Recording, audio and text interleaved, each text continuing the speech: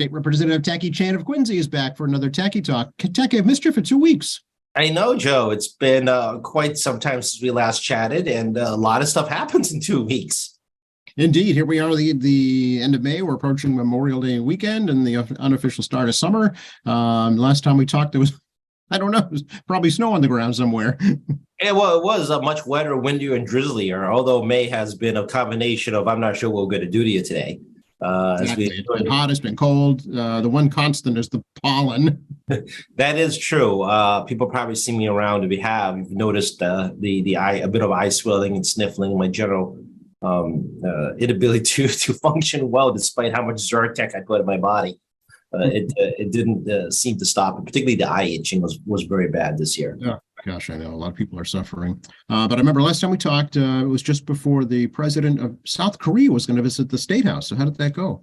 Yeah, it was quite a bit of a story. The South Korean consulate had reached out to us mid-April to ask for a resolution from the House recognizing and welcoming the president of South Korea. It took about 5 or so days for my staff and constitute to agree on language that complies with the House Council's formatting. There's certain things that we don't address. For example, we don't address direct political issues, particularly foreign affairs issues, but we do recognize friendship with countries and provinces that we have a long-standing relationship with, as well as U.S. allies. So we did a friendship resolution, and the Consul General came and picked up the resolution actually during budget week.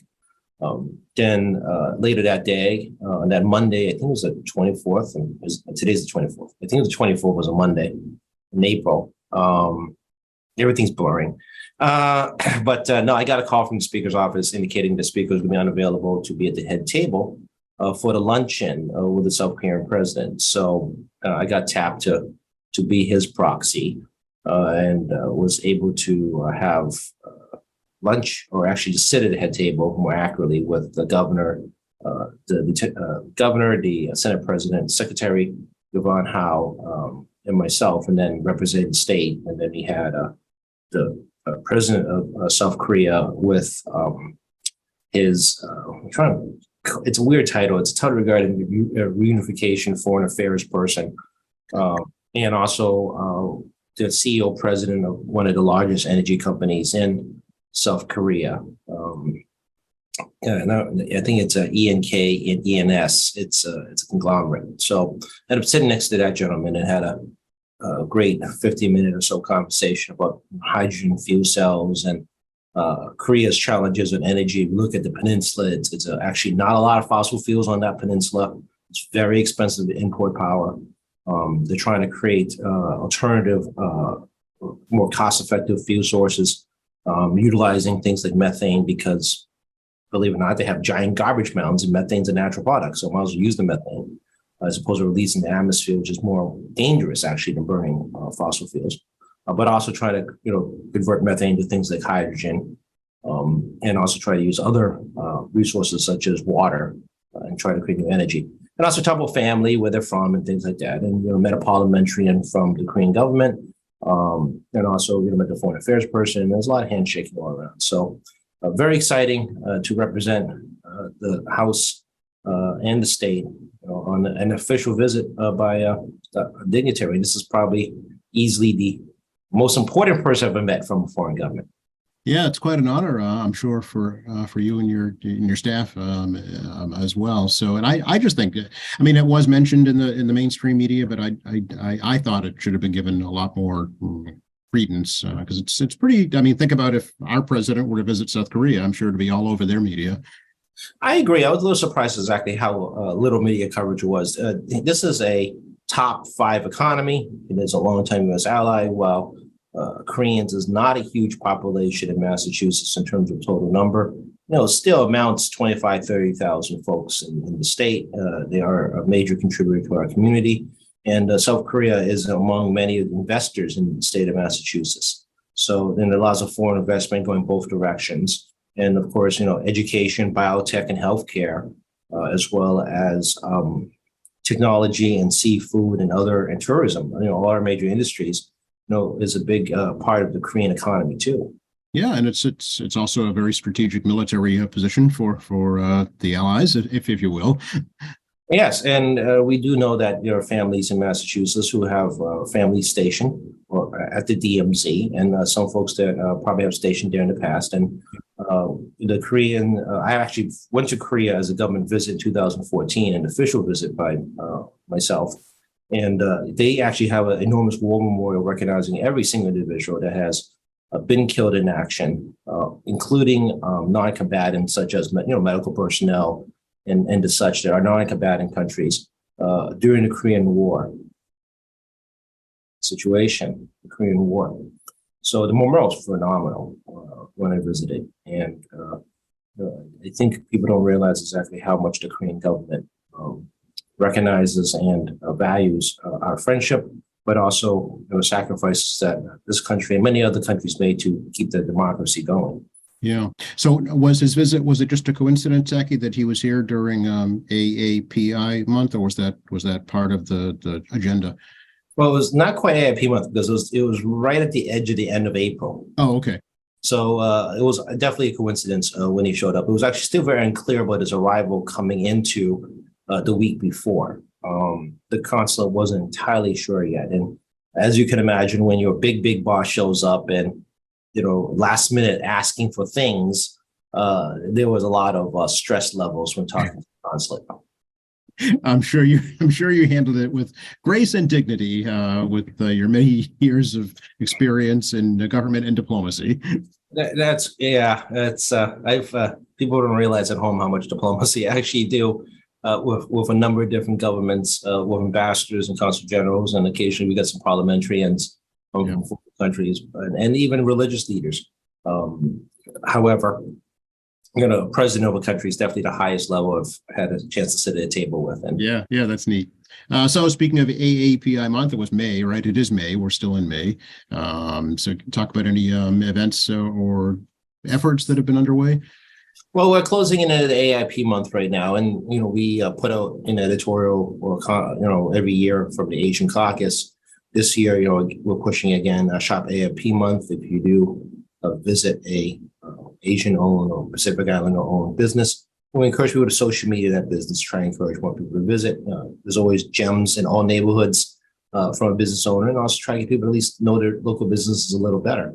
The governor held a AIP month event at the State House. It's been a long time since we've had an AIPI event at State House, and you all know I've been around for a lot of years, and it's a very rare occurrence to have anything to recognize Asian Americans at all at the State House. So, the governor wrote and proclamation up required by laws, a bill that I passed for my House Asian Caucus members to make AIP month one of the last states to do it. It looks like when I put it together. Wow. We're also doing some other stuff. So my staff and I are putting together a internal briefing regarding the impacts of mental health of Asian American Pacific Islander communities, especially as a result of COVID. The Asian American Pacific Islander Commission held their annual awards dinner earlier this month, and they also had their youth council come visit the State House, and we had a hour and a half tour of the House chamber and talked about issues important to them that comes to mind. It's great to see teenagers to ask some pretty inquisitive questions about what's going on. So I mean, it's there's a few things going on. Obviously, the Corey banquet, Quincy Asian Resources banquet was this month, an award ceremony. Speaker Mariano received the Visionary Award this year. Last night was the South Cove Manor annual dinner. I wasn't aware of that. Okay. Yeah, so South Cove Manor is on Washington Street. Is the first and only linguistic, culturally competent Asian lung care assistance facility. Yep. And it was rehab as well. So that was last night. I'm aware there's been things like the AIP run, 5K run for anti-Asian racism. Charity run was this past Saturday. I didn't get to that one. There's just so much to get to. And, we also got some stuff in the budget. I mean, we continue to fund the AIPI commission. We continue to fund the Asian racism study at UMass Boston Institute of Asian American Studies, which, again, I like to say this all the time, it's the second state to do this kind of study, and the only state that actually uses a federally recognized educational institution for Asian American studies. So, that is a big deal. to me, and it will have long-term benefits, not it's kind of like, do some grants here and there, but, the lack of information studies will have long-term policy benefits. Yeah, it's been a busy month. Of course, it's also Memorial Day as well. Island of Flags was this past Sunday Memorial. I didn't make it to the Squantum Island naming, unfortunately. But this Friday to be a Beach with No School and Snug Harbor School at about exactly the same time. Memorial, I'll be at Snug Harbor School. I've historically always gone to Snug Harbor School on Friday morning for their memorial, and of course, you have the Memorial Day parade on Sunday. So a little bit different schedule from the past, because we used to do the more set recognition, but Larry Norton's passing. Yep. I do miss Larry a lot. Larry put together a whole lot of Memorial Day and veteran recognition events all through May and also all through November. So, this again, the impact of one person's life, it's definitely felt, particularly on months where, put so much time and effort into. Yes, yeah, he was a proud proponent for all things veterans. So it's definitely his passing is felt for sure throughout the veterans organizations. And it's good to see you at the Quincy College commencement as well. Yeah, it's I don't think I was at the commencement, was I? No, weren't you? I thought I saw you there, Ted. No, I didn't make the commencement, and I'm going to unfortunately miss both high school graduations. I'm having medical checkup, which I've been told don't go into details about because it's not pleasant. Okay. But, I'm at that age where certain types of medical testing is required, and I will be unavailable for this year's graduation, unfortunately, at the high schools. Okay, well, preventative diagnostics is very important, so we don't want you to miss that. Yeah, those of you know the multi-day experience knows what I'm talking about. I've been told we probably shouldn't go into details about that issue. No, good point. Although I was reading something about that process changing and getting much more pleasant in the future. I think there's no human in the U.S. who can't help that coming fast enough. That's true. It was a hit age 50. So you mentioned the budget. The House version is done, right? You wrapped it up not too long ago. We wrapped it not too long ago. Not a lot of public policy pieces in the budget. We're still very confident that we're going to make budget numbers. You've seen in the press that the budget numbers are slightly lower this year from last year. However, that's the capital gains is a big part of that decline. Capital gains is not part of our baseline budget. Capital gains is part of the rainy day fund, stabilization fund. So it's this whole contextual issue when you break it down. What does it really mean? And our numbers regarding the rainy day fund is probably going to be adjusted as the market and the housing market, stock market and housing market continues to be cooler. When it comes to stock market, just erratic. And this was not unexpected.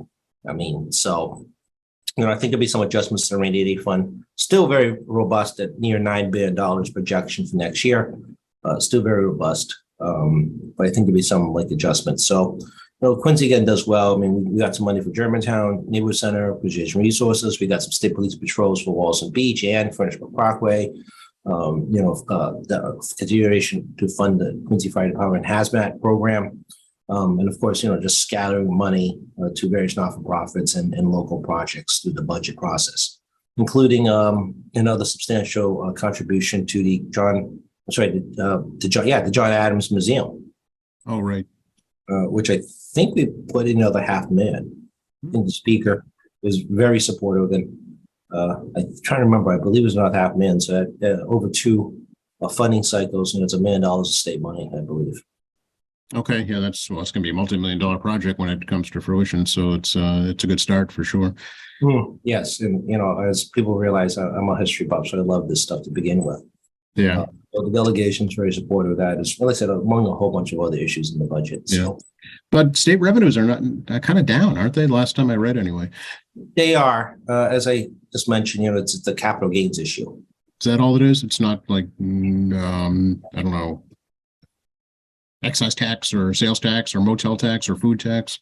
The excise taxes, the motel taxes have come back. Hotel motels come back because tourism's returned.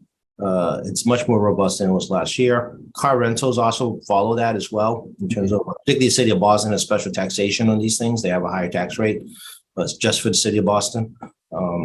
But I mean, sales tax has slowed down, but also we're in an inflationary period.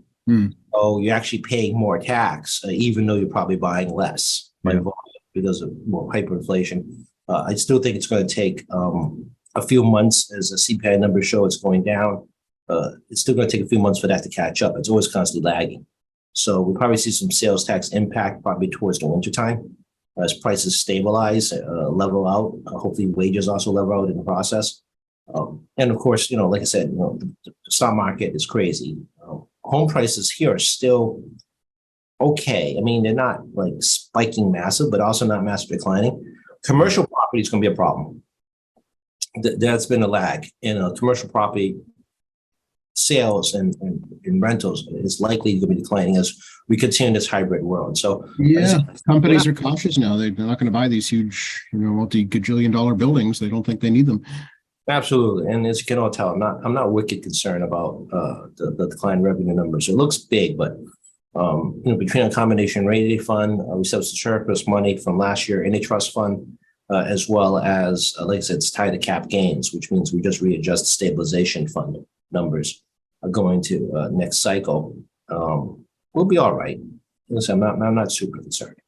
Okay. I don't know did you read the report from the Mass Taxpayers Foundation about the change in demographics, Tacky, that's going on? Younger folks leading, older folks retiring.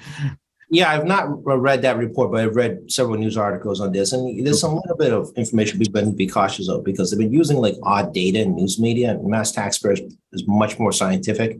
I mean, people are using things like U-Haul numbers. I'm like, there's a lot of students. U-Hauls aren't unusual.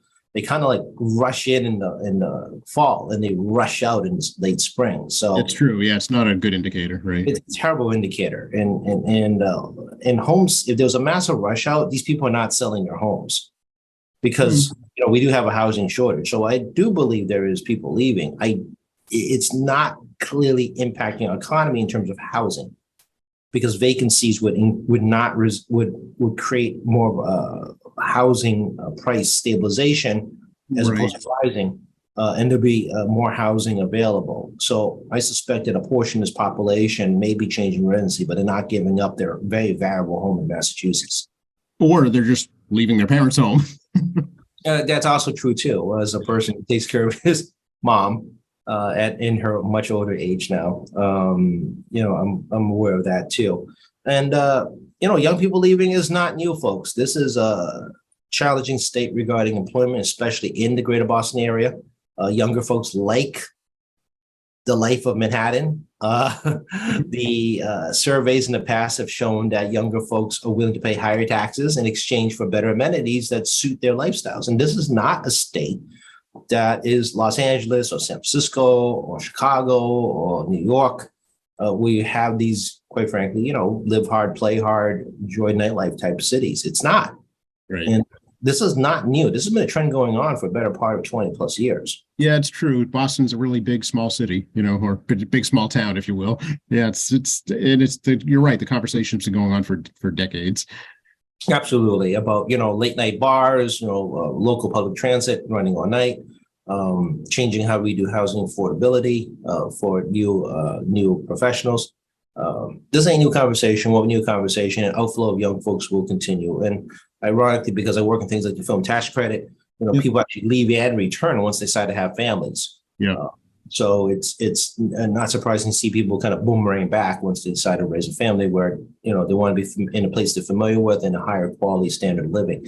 Yeah. So this ain't new. Retirees, again, not a new thing. It's just a volume now because of the massive amount of people leaving the workforce. People have very much reevaluated quality of life as they've aged. So, they're not working to 70 or 75. Right. And if you were smart in 2021, you cashed out. Right.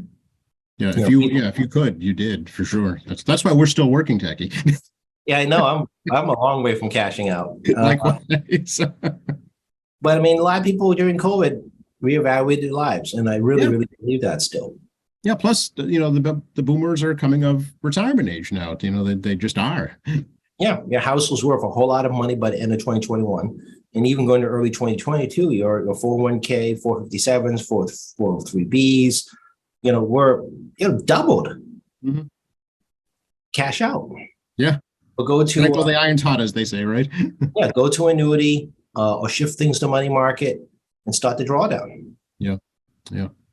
So I mean, I really believe that but it takes time for those numbers to catch up because once they kind of settle in their retirement numbers for living, they kind of reevaluate where to live, and your home is still your biggest asset for most families. So I really am not surprised. I mean, people Okay. make a big deal about it, and I think it's important to keep in mind.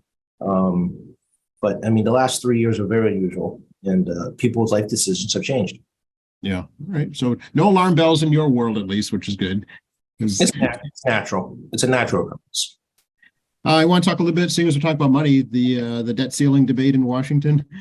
Yeah, well, we're back 2011. You morons trying to figure out how to make this work. I swear, this is just exhausting. And I think everyone agrees with me on this one. I mean, as I was telling friends this weekend, a friend's goddaughter graduated. Her parents came in from China to see her. We took her to Lobster because you can't get lobsters anywhere else, really. Oh, interesting. And we're talking about that stuff. And, it's a funny human behavior where people individually, it's not so bad to deal with.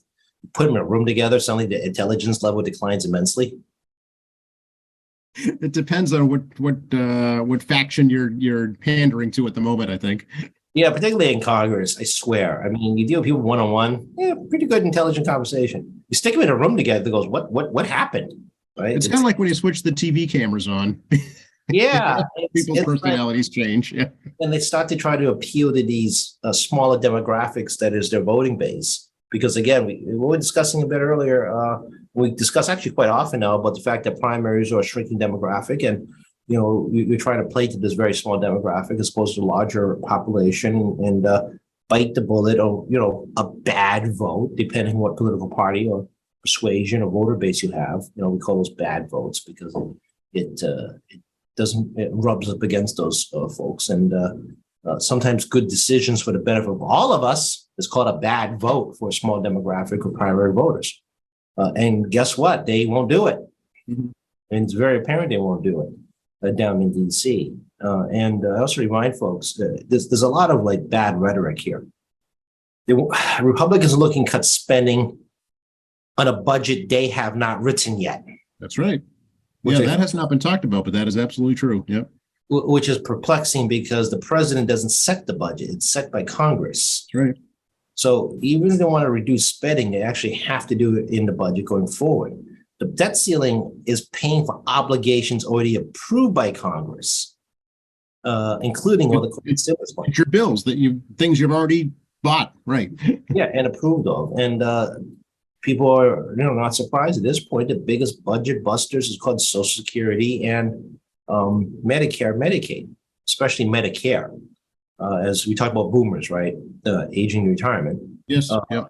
And the largest holder of U.S. debt is the Social Security Trust Fund, Mhm. as well as all these other federal trust funds, because it's guaranteed money with minimal or no risk, actually, of not being paid back. And a lot of foreign governments and private entities like you and me will buy U.S. Treasuries because it's safe. Right. You gotta get your money. It's everyone buys U.S. Treasuries globally because it's literally the safest thing you can buy. And this stuff makes people panicky. And we've never defaulted ever in the history of U.S. And we're always good to pay our bills, but it does cause some global panic about our ability to pay. And the stock market reflects this. The Treasury market reflects this. And the U.S. dollar continues to be the reserve currency of the planet. More than 60% plus of countries use the reserve dollars, their emergency reserve, because it's more valuable than gold. And almost 90% or close to 90% of all transactions are done in U.S. dollars. You're going to buy gems in South Africa, you're going to use dollars as the price value. You price determine it between two parties because the U.S. dollar value holds. It's ironically you even buy gold with U.S. currency. That's correct. I mean, Warren Buffett said it best during the Berkshire Hathaway meeting. I got a couple of little clips of that, news clips, and he's like, there's more physical money, whether it be electronic. I mean, I know money is electronic, but I mean, there's more actual printed money than there are, like it's like 30 trillion plus dollars or whatever amount. It's like, an insane amount, mostly in $100 bills. And he looks at this stuff regularly, and more than 50% of that money is not inside the United States.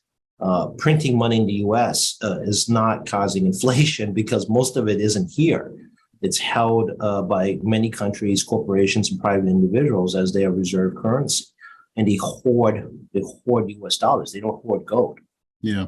So, again, the US debt ceiling and our ability to pay our bills, has a global impact. And on the state level, it's our reimbursements. Things like Medicare, Medicaid, which you guys know as Mass Health, is 50% reimbursed. A lot of our healthcare programs, education programs, environmental programs has federal components. And a lot of infrastructure projects from the ARPA monies and even back to the Obama era bond monies on infrastructure transportation continues to be rolling out. And the state comes up with its 10 or 20% share, but the rest is U.S. Treasuries. Mm-hmm. So shovel-ready projects, right? Yeah, this is a big deal that impacts us in the state level because how our budgets are tied together because of the federal programs.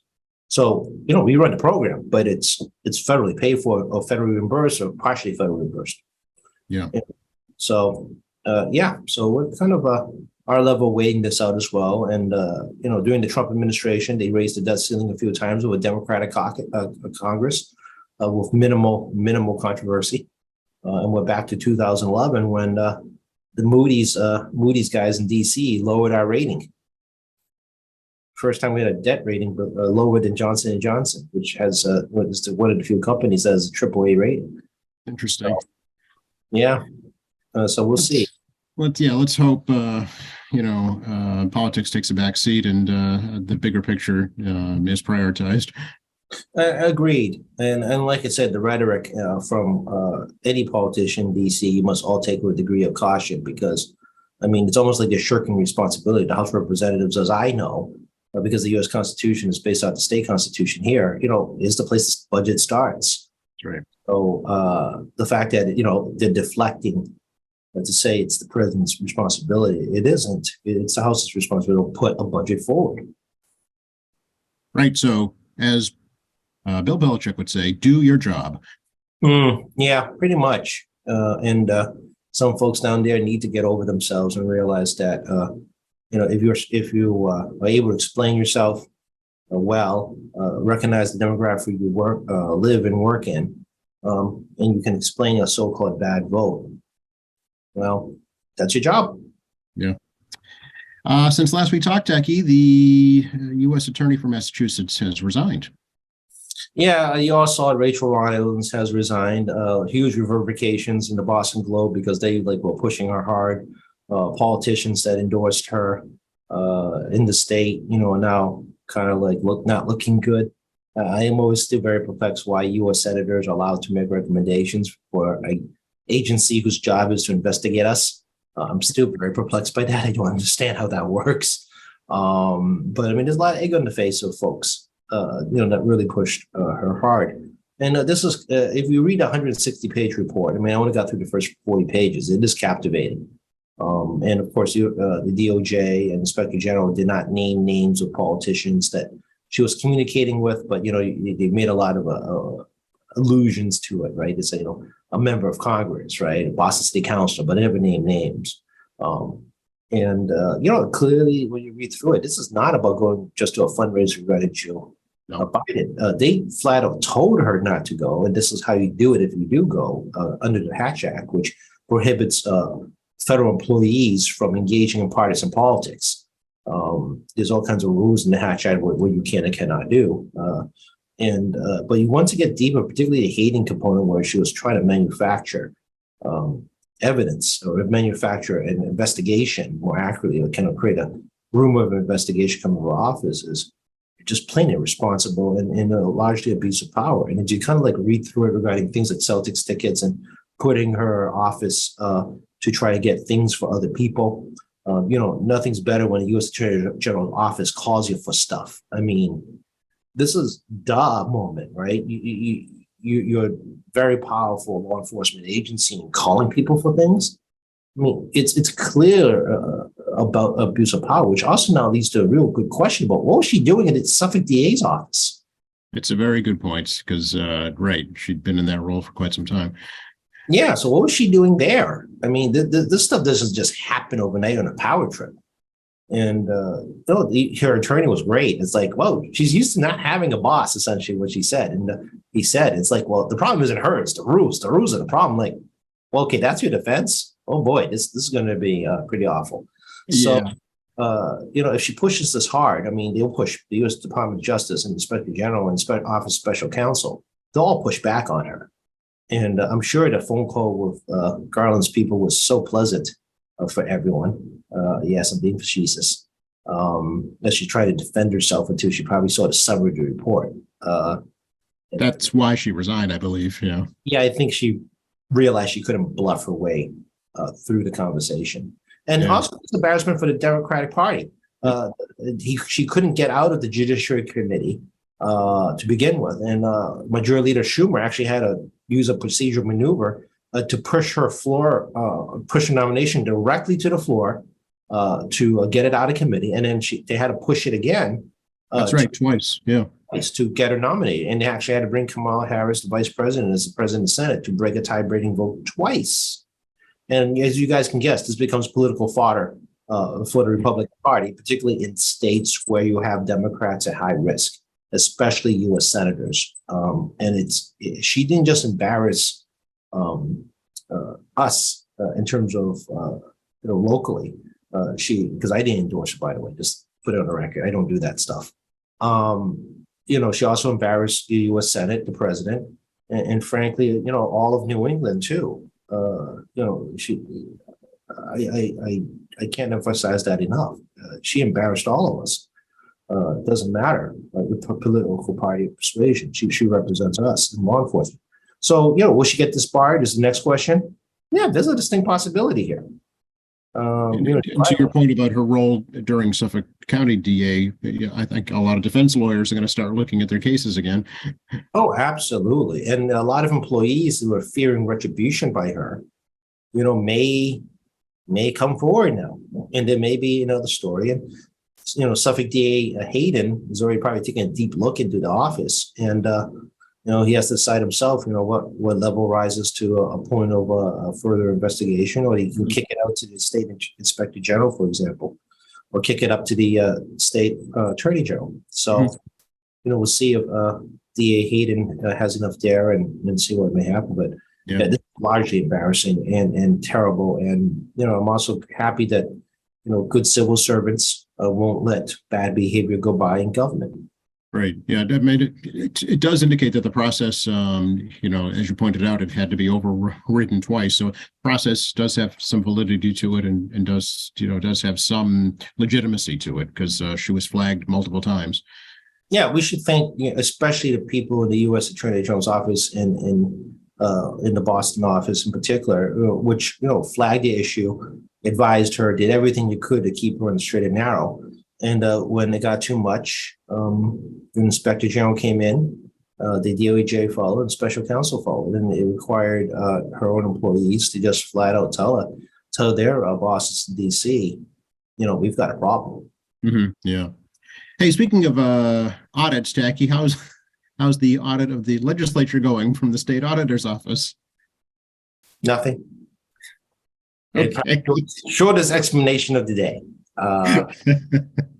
We're going to wait it out. She's probably going to sue us. Oh, really? And we'll wait and see what happens. Okay. Right now, there's no interest by either branch to comply with her. We still believe we're co-equals in government. Neither one of us is superior to each other. And we still believe there is no mandate. We do practice our own internal auditing system, which we've been doing for decades. Speaker and Senate President indicated that. Then I don't know when these audits occurred because it's just an office function like any other government and business entity that, you do these regular audits. So, yeah, I mean, she also doesn't really say what she's looking for. Generally, when you have an audit, they do say what they're looking for specifically. Okay, yeah, I just wondered if there's any update on that because I hadn't heard. So Well, obviously neither of you. no, I'm waiting her to criticize our existing audits. I mean, it's not like she can't get those. And she wants to criticize the existing audit program, which is done by a private entity outside of us. Well, let her criticize those audits. But I've noticed that she's been very quiet on that. Okay, I will see if I can reach out to her office and get any information and let you know. How's that? It doesn't hurt. You seem to be in the know more than I do sometimes. And this is part of why this is such a great conversation on our weekly or now bi-weekly basis, right? I mean, you have stuff I don't know about. Yeah, exactly. It's a good sharing of information. I want to talk about GoPuff, the home delivery service. I guess, as I understand, they lost their delivery license for alcohol statewide. Is that right? Yeah, and they might lose their individual licenses too if this Oh. if the investigation continues. The ABCC, as I know Howie Card likes to pick on that agency, but it really does a great job in terms of enforcement. It really does. Not all local enforcement is equal in the state. Quincy is a great local enforcement regarding alcohol licenses and abuse of those licenses and compliance, but not every community does a great job. And the ABCC, with a couple of dozen folks, does a phenomenal job, not just these type of situations, but general license violations of underage serving, improper delivery, and non-compliance of documentation. And also internet sales, illegal internet sales. So they do a lot of work, a lot of credit to the ABCC, especially investigators and staff for the phenomenal work they do. They're very disappointing for a startup business that's not even a decade old from a couple of college students with a great idea. And, look, it ain't that hard to comply. I'm dead serious. This is just simple identification as you're trying to buy alcohol in a store. This is my nervousness. This has been my nervousness about takeout alcohol. This has been nervous about takeout alcohol from restaurants. I think I've expressed that a few times. I do not. Certainly have. I thought of you immediately when this happened because I know you've been concerned about this for quite a while. Yeah, particularly like DoorDash and Uber Eats. I promise you, they are not checking identification when they drop off takeout booze, and and they've been caught doing takeout booze at public places, not just like people's homes. So I do have a lot of nervousnesses, and even GoPuff is a retail store, not a restaurant. It does reflect. I'm sorry, an endemic problem here. The ABCC had told me at one point that when they did any kind of check on delivery alcohol, whether it be takeout or delivery services, their sampling showed that 100% failure rate at some point. Really? Yeah.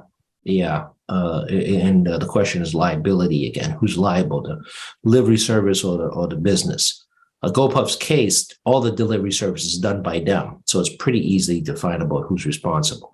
Yeah. But if we go forward on more permanent takeout alcohol, particularly from restaurants, I need to think about a regulatory structure to ensure responsibility. And because you're the one to authorize the sale, even though you weren't using third-party delivery, but it's your license that created the sale. So if we go that direction, which I don't know if we are, because it's continual conversation, and as I said to the Globe and others, it's new data coming up regarding substance abuse issues and drunk driving and so forth. There's always a 1 year lag as the data is put together. It gives me some thoughts moving down the road. But right now, I mean, we extended takeout dining, outdoor dining, so-called. We had outdoor dining before we passed this law, okay? But takeout alcohol for restaurants another year, and then booze delivery has always existed as a existing license by retail, and you saw that GoPuff got tagged up bad, and frankly, they should lose their licenses. It makes me wonder too about marijuana delivery. There's the same problem happening there. Yeah, that's overseen by the Cannabis Commission, not by the ABCC. That is a legit question. We do have a marijuana committee. It's not in my purview. I'm the alcohol guy, not the marijuana guy. So we do have a cannabis committee, and that's probably a conversation I need to have with the chair of that committee at some point down the road. But yeah, cannabis delivery has been approved by the Cannabis Commission. They did that, I think, middle of last year, I think, because they were very slow. That's always been in the law, but they were like super slow in rolling it out. So, I mean, again, same question, right? Use a third-party service versus your own service, who's responsible and so forth and so forth. I mean, Right. I think people take too lightly, sometimes controlled substances going out into public. So this company, I guess they were fined $6 million. So is the case over? Are they going to appeal? Do you know, or what happens next? Well, they can appeal directly to Superior Court. So that's okay. the next option if they will do that. But it'd be very hard to win because these investigations, courts won't overturn. And also the thing to put at risk is that pending license transfers. They've been buying licenses all over the state. I think one of the biggest ones was like $1.2 million or $1.4 million out of a Southie business. And they did buy the license from the Regal Beagle. People remember that liquor store up in Norfolk Downs. If I remember correctly, the name of the store. And they were going to. That's right. Yeah, you got it. Yeah, they have a facility at School Street where they're going to opt that out of. And those licenses have been held up in terms of approval at ABCC since last summer. So, even though the municipality has approved the transfer, the final normally just stamp and go. Right. ABCC, they slowed down that process because of these pending investigations. Now they have this monster violation. Those pending licenses of approval and future licenses approved by the ABCC is going to be maybe not happening. Yeah, I'd be curious to see Quincy Licensing Board takes action as well. Agreed. Let's see. Oh, one other thing. I know you have to go quickly, Tacky, but I see that the Senate rejected online lottery sales. What's going on? Yeah, I'm not surprised at all. Really? Yeah, I mean, the inside baseball here is that the House and Senate regarding things like the budget and bond bills will not agree, particularly on policy matters. Oh. So if one branch does it, the other one will not. Some of the budget areas, which are pretty common sense, like, school lunches, Chapter 70 education money, they're not going to get a huge fist fight over those things. But especially on policy issues, the policy of the Senate is that we will not adopt anything that's the same as the House, even innocuous stuff. I mean, technical things, right? It's not just big overwhelming policy like iLottery. I mean, even small technical issues they won't concur with. It is very frustrating. I've never seen this as a policy of the Senate. It's been since Stan Rosenberg's presidency. Some years back, it has become like an official kind of like the stance of the Senate. Before that, if it made some common sense, they would. Now, iLottery is a bit more controversial, so I'm not surprised they didn't do it at all. But to keep in mind, they did do iLottery in a couple of different economic development bills in the past. So last year and this year's the first two times the House, went first in this matter. And the Senate flat out rejected, even though they've approved it and passed economic stimulus bills, and it held up in conference committee and didn't come out. So, it'll be interesting how this goes regarding the House and Senate conference committee negotiations, which will start next week on the budget. And, obviously we'll hope to have a budget in place by June 30th to send to the governor. There'll be a supplemental budget approved sometime in June to continue to pay our bills. Again, like I said, I'm not too concerned about the revenue shortfalls. Okay. More concerned about the debt ceiling debate. Much more concerned. And whether or not we have the state won't default, but the country might. We might have to use some emergency rainy day money or other trust funds and move some money around if they default, or if they go past deadline and still don't default. We might have to shuffle some money to float while waiting for our federal reimbursement. So, I'm sure that the administration and House Senate Ways and Means have that in mind. But yeah, that's just how it is. I mean, just as an inside baseball issue between the two branches. And you call the Senate president. I mean, I don't know what to tell you. I don't know if they would agree to a tacky talk. No, I would gather the odds are better getting the speaker before you get the Senate president. Definitely. Speaking of gambling, I would definitely put my odds on that.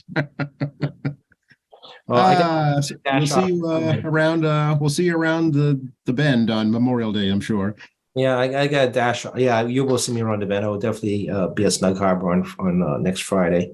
This Friday, and be in the parade on Monday. I got to dash off in a few minutes. I'm having lunch with Secretary Yvonne Howe.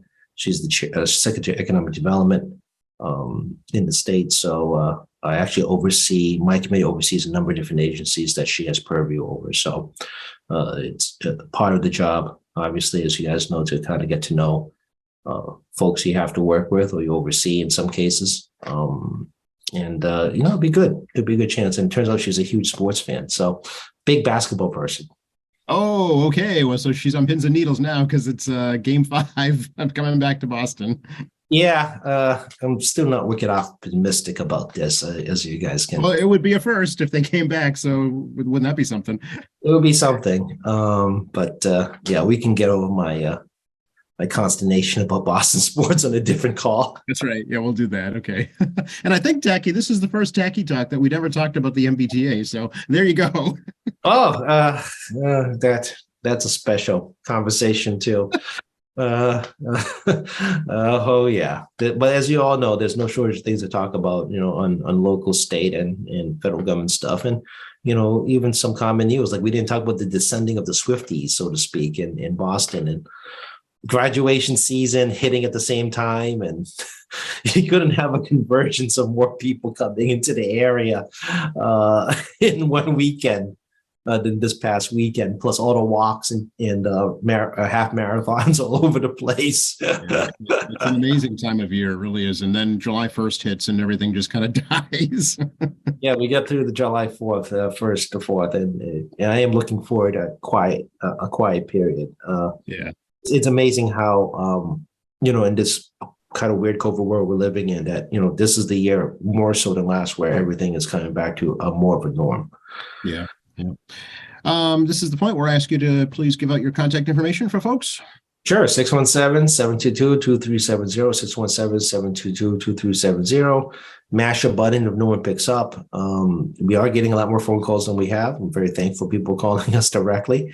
We do get back to you as timely as we can. tacky.chan@mahouse.gov, tackey.chan@mahouse.gov. I do look at your emails. Constituent services come first. And I do not check my email every 4 minutes. I'm not, I just don't understand people that do that constantly, constant refreshing and see them on their phones. We have at Tacky Chan Twitter account. We do have State Representative Tacky Chan Facebook. I do not tell you what I'm having for dinner on these accounts. They are work accounts. We do publish information. For example, DCR lifeguards. We need lifeguards. Please, if you can, strong swimmers, need a summer job, up to $1,000 bonus, and between $22 and $27 an hour this summer. Never seen money like that in my life for a summer job. So, things like that are obviously posted on Twitter and Facebook, but strongly encourage. And, obviously Keyway TV like this, my Tacky Chan .org website, malegislature.gov. If you want to keep up with legislation at the state level. Of course, us here at Keyway TV, and definitely, check in on Joe's podcast in the morning, and his brief news updates. Good to talk to you, Tacky. I'm glad we're able to catch up, and let's do it again soon. Absolutely. I'll talk to you soon, Joe.